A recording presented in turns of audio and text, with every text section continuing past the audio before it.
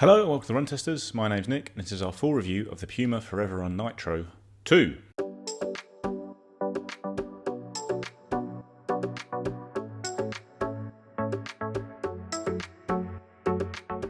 So the ForeverRun Nitro 2 is launching today, and it is a stability trainer within the Puma range. It's a cushion stability shoe with some pretty big updates on the original version to make it a more stable shoe in particular, and maybe move it out of the stable neutral category into more of a full stability trainer category. Price is staying the same in the UK, it's £140. If it's also the same in the US as the original shoe, it'll be $150. A little bit more stack height on the new version of the shoe. It stands 38mm tall at the heel and 28mm at the forefoot for a 10mm drop. That's 2mm higher at the heel and forefoot than the original ForeverRun Nitro. As well as increasing the height, the width of the shoe has increased, and that does mean you are getting a heavier shoe here. It weighs in at 314 grams or 11 ounces. That's in my UK size 9, a US 10. The original shoe was 292 grams or 10.3 ounces in the same size. So as mentioned, the midsole's got higher and wider with the new shoe. That is the biggest update you have here. Like the extra 2mm in terms of height doesn't make that much of a difference. It was already a very cushioned shoe, but the width is an important update because it now makes it more stable. So the original ForeverRun Nitro did have quite a narrow midfoot section on the shoe, which really did undermine its status as a stability shoe, I guess. Like it was fine for me, but I'm a neutral runner, but they've widened it on the new version of the shoe to bring it more into line with how brands are approaching stability these days by having a nice big wide base on the bottom of shoes. The midsole is still a dual density setup made with two different forms of Puma's Nitro foam. You've got a bouncier, softer core that's surrounded by a firmer frame of foam which creates stability. Again, something we've seen in other shoes, including the original ForeverRun Nitro.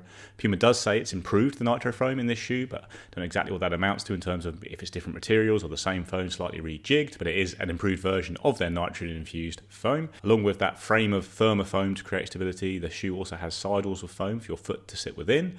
Then you've got an engineered knit upper with these power print overlays running around the front and sides of the shoe to add a bit more structure. Not too much padding on the tongue, but a lot on the collar. It goes quite far down the shoe as well to create a nice step-in feel. You've got quite a big plastic external heel counter at the back of the shoe, again to add some more support and stability at the back there. Then you've got a Puma Grip outsole, which is just always a winner, especially in the winter here in the UK. Nice thick layer of it covering the heel and forefoot, and there's also now coverage on the medial side of the midfoot. Didn't get that so much on the original version of the shoes, and it should help with durability and grip as well. Comes to the fit of the ForeverRun Nitro 2, I've got my normal size here, which is a UK 9, US 10. That's the size I generally use with Puma. I find with the racing shoes, if they've got no cushioning at the back, I can maybe look at going half a size down, but with the original ForeverRun Nitro and other shoes like the Mag Max and Velocity Nitro 3, 2, 1 even, this has been the right size for me. It's the right size in the ForeverRun Nitro 2. I have enough room in the toe box. I had no problems at the heel of the shoe, I'm pleased to say. So the Mag Max and the Deviate Nitro 3, both of them just seem to irritate my Achilles a little bit, and I didn't really know what it was doing that, but it's not a problem I've had at all with the ForeverRun Nitro. It's got a very comfortable feel at the back there of all that cushioning, and all round the fit's been very good. I would stick to your normal size. So I've been racking up the miles in the ForeverRun Nitro 2 as quickly as possible to get this review up for the embargo date today. I've done about 60k in total across a mix of runs, a couple of easy runs, my Sunday long run at the weekend, and an easy to steady progression run as well. So I did like the original ForeverRun Nitro. I think it was a really solid shoe all round as a cushioned, stable neutral shoe, I guess it's the way to put it. But it did make sense that the narrow midfoot on the shoe meant it wasn't really stable enough to consider the full stability shoe if you are someone who needs that little bit of extra support. So the changes that have been made to the ForeverRun Nitro 2 I think make sense. They have some drawbacks in terms of the weight going up for the shoe, but overall I think they have improved the shoe all round. It's definitely got the classic stability elements we're seeing in lots of shoes these days, that everyone seems to be moving away from stuff like medial posting, firmer foams, all that kind of thing. Instead you are getting these dual density setups with that softer core and a slightly firmer frame of foam around it. Things like a big external heel counter, sidewalls of foam, that kind of thing all add up to create a stable experience without putting anything too intrusive into the shoe, and that's certainly my experience with the ForeverRun Nitro 2. Like, I'm a neutral runner, none of these elements have bothered me or reduced my enjoyment of the run. They've just made it a nice stable shoe, which I enjoy, even as a neutral runner. On tired legs and marathon training, a bit of extra support is no bad thing, and all round it just feels like a very comfortable shoe. So as mentioned, you have got that extra weight with the shoe, which is noticeable on the run, but the foam is nice and springy, and it kind of seems to respond more the more you put into it, I would say, all round. So whether that's you being a heavier runner or running at faster paces and putting a bit more force into it, or more of a loping runner, that kind of thing, I think the more you put in, the more you get back with this Nitro foam midsole, which is very comfortable for sure and does have a decent amount of response, which counteracts the extra weight you have on this shoe. Certainly for me though, the shoe's been at its best, on easy runs, on long runs. So the long run I did a 90-minute long run the day after doing a really hard 30k session during marathon training, and I was on really tired legs, and just ticking along in the shoe just gives a nice level of support and comfort, and just good amount of grip as well here in the winter in the UK, and just meant I can kind of forget about my shoes a bit and just go out and enjoy a sunny afternoon. And I did that job well. Like, you can feel the weight a little bit. Sometimes I do think that Puma has a bit of a balance issue with its weight. So it's about the same weight as lots of shoes out there, but I think some like Asics and Brooks in particular, they seem to make the balance between the upper and the midsole weight on the shoe a bit more even, I feel like, because their shoes don't feel too bottom heavy despite being the same weight as the Puma. So this does feel a little bit bottom heavy. I had the same thing with the Mag Max, but it's less the case with the ForeverRun Nitro 2 for me. I'm finding I'm still getting through my foot strike a bit more smoothly than I did with the Mad Max and with the Mag Max. The Mad Max, I'm going to call it either the Mad Max or the Mag Max. I probably have already called it the Mad Max, so I can't go back now and change everything. And I do prefer the ride of this shoe a little bit more in terms of just getting a slightly better transition. So even though it is a little bit bottom heavy and it is heavy all round, do think it's got a pretty nice ride. And when I was doing that easy to steady progression, I probably worked down to around 340 a k pace by the end. I was on the treadmill, which obviously changes the feel of things a little bit. A bit more treadmill running at the moment as I'm trying to fit things around various family things. But it did feel pretty good, running at those faster paces, because as I sped up, like I say, I feel like I got a bit more back from the midsole as I got faster and faster.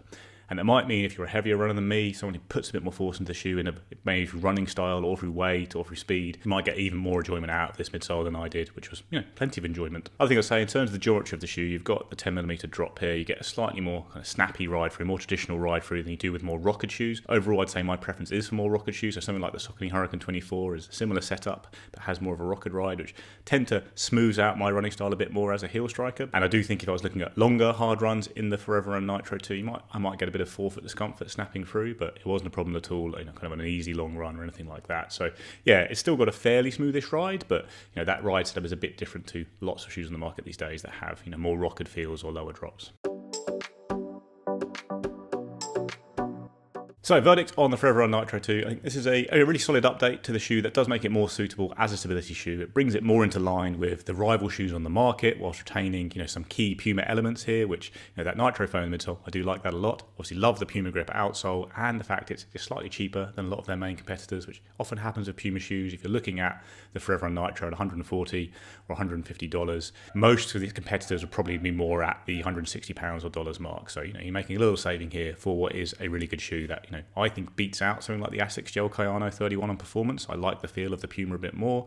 It's equivalent to the Saucony Hurricane 24, I'd say. Those two shoes actually have a lot of similarities in terms of the way they do stability, the kind of core of a bouncier foam with the frame of a firmer one, and they have really nice feels in terms of the foam in them. But I personally prefer the more rocket feel of the Hurricane 24, but that's more of a preference rather than saying that's just a better shoe. So the ForeverRun Nitro 2 will appeal to lots of runners looking for this kind of stability shoe that doesn't use those kind of firmer materials like medial posting and stuff like that. Instead goes for this wide base and general setup to guide your foot rather than being too intrusive. I do think it's a really good shoe for heavier runners or beginners. You are getting still a bit more width yet if you look at something like the Hurricane 24, but looking at this shoe and comparing it to other shoes in the garage, it's not too far off the width of something like the Kayano. It's it is a really wide shoe now, so I do think you are going to get that support at the midfoot that you didn't necessarily get with the first version of the shoe. And if you aren't looking for that support, if you're a neutral runner, this is still a good option. This is a nice supportive shoe that's fun to run in even as a neutral runner, so it could be worth looking at for a rotation. Puma does have the Mag Max in its lineup as well, as it's a big, beefy, high stack neutral shoe. I just didn't really get on with that shoe. I had some fit issues around the Achilles, and the ride just was a bit stilted for me. Just didn't really work that well. Though I know Tom and Mike liked it a bit more, but it's also the Velocity Nitro 3 for a cheaper neutral shoe in Puma's range. But that is a lot narrower and less stable than something like the ForeverRun Nitro 2. Whereas the Mag Max is still quite stable, I'd say, because it's a pretty wide shoe itself. But yeah, this would be my pick actually of the highly cushioned shoes in Puma's range, even as a neutral runner, because I do like the ride more than the Mad Max. But Mag Max. But overall, we're calling it the Mad Max the whole time when we were talking about it during testing, obviously, and now that's stuck in my head. But anyway, this has just got a simple name, ForeverRun Nitro 2. You're not going to mess that up. It's not got any Mel Gibson films related to it. But yeah, a really good shoe all around. Like I say, a really solid option for beginners. Anyone looking for a stable shoe that doesn't really break the bank, will be very durable, grips well, nice feel underfoot. Yeah, all round impressed with the ForeverRun Nitro 2.